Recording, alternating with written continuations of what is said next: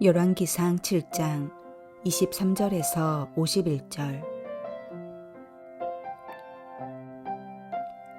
또 바다를 부어 만들었으니 그 직경이 10규빗이요 그 모양이 둥글며 그 높이는 5규빗이요 주위는 30규빗 줄을 두를 만하며 그 가장자리 아래에는 돌아가며 박이 있는데 매 규빗에 10개씩 있어서 바다 주위에 둘렀으니 그 박은 바다를 부어 만들 때에 2줄로 부어 만들었으며 그 바다를 소 12마리가 바쳤으니 셋은 북쪽을 향하였고 셋은 서쪽을 향하였고 셋은 남쪽을 향하였고 셋은 동쪽을 향하였으며 바다를 그 위에 놓았고 소의 뒤는 다 안으로 두었으며 바다의 두께는 한 손 너비만 하고 그것에 가는 백합화의 양식으로 잔가와 같이 만들었으니 그 바다에는 2000밭을 담겠더라. 또 노수로 받침수레 열을 만들었으니 매 받침수레의 길이가 4규빗이요 너비가 4규빗이요 높이가 3규빗이라. 그 받침수레의 구조는 이러하니 사면 옆 가장자리 가운데에는 판이 있고 가장자리 가운데 판에는 사자와 소와 그룹들이 있고 또 가장자리 위에는 놓는 자리가 있고 사자와 소 아래에는 화합 모양이 있으며 그 받침수레에 각각 4 놋바퀴와 놋죽이 있고 받침수레 4발 밑에는 어깨 같은 것이 있으며 그 어깨 같은 것은 물두멍 아래쪽에 부어 만들었고 화하는 각각 그 옆에 있으며 그 받침수레 위로 들이켜 높이가 1규빗 되게 내민 것이 있고 그 면은 직경 1규빗 반 되게 반원형으로 우묵하며 그 나머지 면에는 아로 새긴 것이 있으며 그 내민 판들은 네모지고 둥글지 아니하며 4바퀴는 옆판 밑에 있고 바퀴축은 받침수레에 연결되었는데 바퀴의 높이는 각각 1규빗 반이며 그 바퀴의 구조는 병거 바퀴의 구조 같은데 그 축과 태와 살과 통이 다 부어 만든 것이며 받침수레 4 모퉁이에 어깨 같은 것 4이 있는데 그 어깨는 받침수레와 연결되었고 받침수레 위에 둥근 테두리가 있는데 높이가 반 규빗이요 또 받침수레 위에 버팀대와 옆판들이 받침수레와 연결되었고 버팀대 판과 옆판에는 각각 빈 곳을 따라 그룹들과 사자와 종려나무를 아로 새겼고 또 그 둘레에 화합 모양이 있더라. 이와 같이 받침수레 10개를 만들었는데 그 부어 만든 법과 크기와 양식을 다 동일하게 만들었더라. 또 물두멍 10개를 놋으로 만들었는데 물두멍마다 각각 40밭을 담게 하였으며 매 물두멍의 직경은 4규빗이라 10 받침수레 위에 각각 물두멍이 하나씩이더라. 그 받침수레 5은 성전 오른쪽에 두었고 5은 성전 왼쪽에 두었고 성전 오른쪽 동남쪽에는 그 바다를 두었더라. 히람이 또 물두멍과 부삽과 대접들을 만들었더라. 이와 같이 히람이 솔로몬 왕을 위하여 여호와의 전에 모든 일을 마쳤으니 곧 기둥둘과 그 기둥 꼭대기에 공 같은 머리둘과 또 기둥 꼭대기에 공 같은 머리를 가리는 그물들과 또 그 그물들을 위하여 만든 바 매 그물에 2줄씩으로 기둥 위에 공 같은 2 머리를 가리게 한 석류 400개와 또 10개의 받침수레와 받침수레 위에 10개의 물두멍과 한 바다와 그 바다 아래에 소 12마리와 솥과 부삽과 대접들이라. 히람이 솔로몬 왕을 위하여 여호와의 성전에 이 모든 그릇을 빛난 놋으로 만드니라. 왕이 요단 평지에서 숫꽃과 사르단 사이에 차진 흙에 그것들을 부어내었더라. 기구가 심이 많으므로 솔로몬이 다 달아보지 아니하고 두었으니 그 놋 무게를 능히 측량할 수 없었더라. 솔로몬이 또 여호와의 성전에 모든 기구를 만들었으니 곧 금단과 진설병의 금상과 내소 앞에 좌우로 5씩 둘 정금 등잔대며 또 금꽃과 등잔과 불집게며 또 정금 대접과 불집게와 주발과 숟가락과 불을 옮기는 그릇이며 또 내소 곧 지성소문의 금 돌적이와 성전 곧 외소문의 금 돌적이더라. 솔로몬 왕이 여호와의 성전을 위하여 만드는 모든 일을 마친지라. 이에 솔로몬이 그의 아버지 다윗이 드린 물건 곧 은과 금과 기구들을 가져다가 여호와의 성전 곳간에 두었더라. 오늘 본문 6장은 성전 건물과 내부가 어떻게 지어졌는지를 우리에게 말씀해주고 있습니다. 놋으로 만든 소 12마리가 바치는 바다와 받침 수레 위에 올린 물두멍 10개를 성전에 둡니다. 놋으로 부삽, 대접 등을 만들고 금단, 진설병의 금상, 정금 등잔대, 정금 대접 등 여러 성전기구를 만들어 성전의 일을 마칩니다. 다윗이 드린 물건들은 성전 곳간에 두었습니다. 여기서 우리는 성전 내의 장식과 성물들 그리고 성전 외의 건축물까지도 전부 다 의미가 있음을 보게 됩니다. 상징은 사람의 기억에 더 분명히 새겨집니다. 건축물과 그림은 여러 가지 상징으로 표현되는데 우리가 이것을 잘 이해하지 못하면 오늘 본문 말씀뿐만 아니라 구약의 적지 않은 부분에 주시는 은혜를 놓치게 됩니다. 그래서 성경을 통해 주시는 말씀을 통해 오늘 우리에게 말씀하시는 성전 기구들의 의미를 온전히 알아가야 합니다. 이제 히람은 직경 4.56m의 거대한 놋대야 곧 바다를 만듭니다. 오늘 본문에서는 바다를 만드는 작업이 기술되는데 왜 바다를 만드는지 바다의 의미가 무엇인지를 기술하지 않고 처음부터 바다를 만들었다고 말씀하고 있습니다.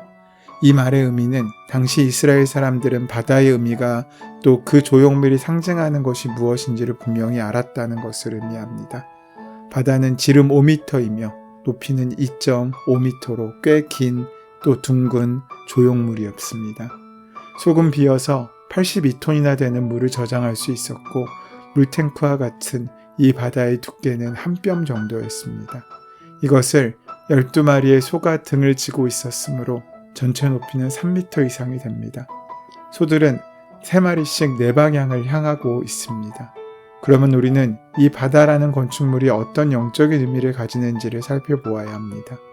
바다는 구약에서 자주 하나님께 적대적인 세력으로 그리고 하나님은 바다를 제어하시는 분으로 묘사됩니다. 예수님께서 바다를 꾸짖으신 것과 이스라엘이 바다를 가르고 출애굽한 것도 이러한 맥락에서 볼 때 하나님께서 바다의 세력을 제압한 사건으로 볼 수 있습니다. 이 조각물 바다에서 빙 둘러져 가장 두꺼운 가장자리가 있습니다. 이 육중한 가장자리는 바닷물이 넘치지 않도록 제한하고 있습니다. 따라서 이 조각물은 바다의 상징의 중심이 있는 것이 아니라 하나님께서 바다를 통치하시는 것에 그 의미의 중심이 있습니다. 주님의 은혜는 바다처럼 크고 무한하고 풍성하십니다. 이는 그리스도께서 우리에게 주시는 은혜가 얼마나 크고 넓은지를 상징적으로 보여주고 있는 것입니다. 이러한 바다는 제사장과 레위인이 직무를 행하기 전에 몸을 깨끗이 하는 데 사용하는 물을 담아두는 용도로 쓰였습니다.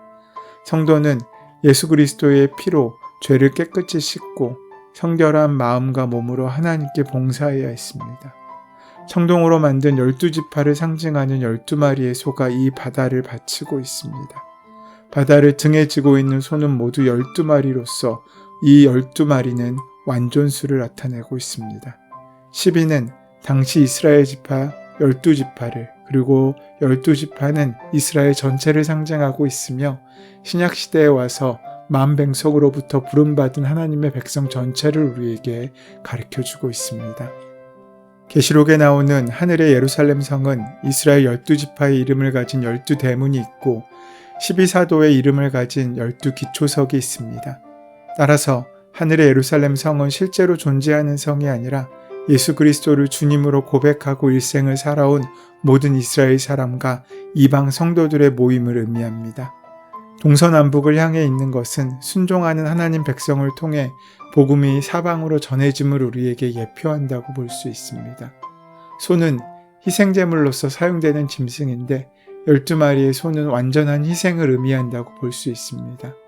따라서 그리스도의 완전한 희생을 통해 구원을 받은 교회가 모든 방향, 즉 세계의 모든 방향을 향해 있는 것은 세상의 구원을 선포하고 있는 것을 우리에게 보여줍니다. 그리고 바다, 즉 사단의 세력은 하나님의 능력에 의해 갇혀 있는 것입니다. 그리고 히람은 재물을 싣는 데 사용하는 물두멍 10개도 만듭니다. 이것은 각각 직경이 4규빗이었고 용량은 40밭, 지금으로 치면 96리터 정도입니다. 바다는 제사장의 몸을 씻기 위한 용도였다면 물두멍들은 재물을 싣는 용도로 사용되었습니다. 거룩하신 하나님께 바치는 모든 것이 정결해야 했기 때문입니다. 성전 설계자 히람은 끝까지 성실하게 자신에게 주어진 일을 준행합니다. 여러 가지 힘든 과정 가운데서도 그에게 하나님의 부르심에 대한 신실과 맡겨진 사명에 대한 성실로 성전의 작업을 완수한 것입니다. 하나님의 역사는 이렇게 우리의 신실과 성실을 통해 온전히 드러나게 됩니다. 하나님의 능력은 우리의 믿음과 헌신을 통해 이루어집니다.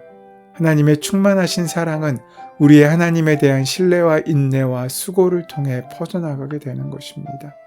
하찮아 보이는 일도 소홀히 여기지 않고 최선을 다해 섬기는 그의 마음이 얼마나 아름답습니까? 열왕기의 저자는 히람이 모든 일을 마쳤다고 선언한 뒤에 그가 만든 성전 기구들을 총괄적으로 정리해서 우리에게 다시 소개해주고 있습니다.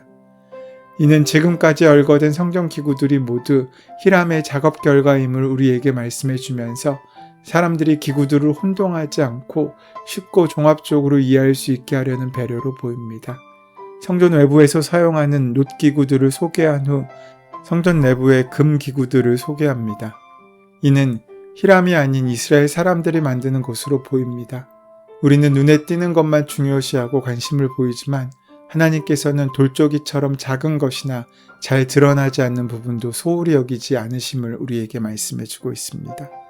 성전의 솔로몬은 야긴과 보아스라는 두 기둥을 세웠습니다. 이 기둥은 건축의 기본인 상부를 떠받드는 그런 기둥만이 아닙니다. 이것은 단지 장식처럼 세운 기둥입니다. 그러니까 이 기둥은 상징적인 의미를 가진 기둥인 셈입니다. 상징적으로 세웠다면 의미와 말하고자는 바가 있지 않겠습니까? 간단히 말하면 야긴이란 하나님이 세우셨다는 뜻이고 또한 보아스는 하나님의 능력으로 라는 뜻입니다. 합하면 하나님의 능력으로 세우신다는 뜻의 기둥입니다. 성전이 신학교회를 상징한다면 성전문에 두 기둥이 있듯이 교회에도 두 기둥이 있습니다. 그것은 건축 조형물이 아니라 교회의 지도자들이 교회들의 기둥이 되는 것입니다. 그들은 야긴과 보아스의 메시지를 가진 사람들이어야 했습니다.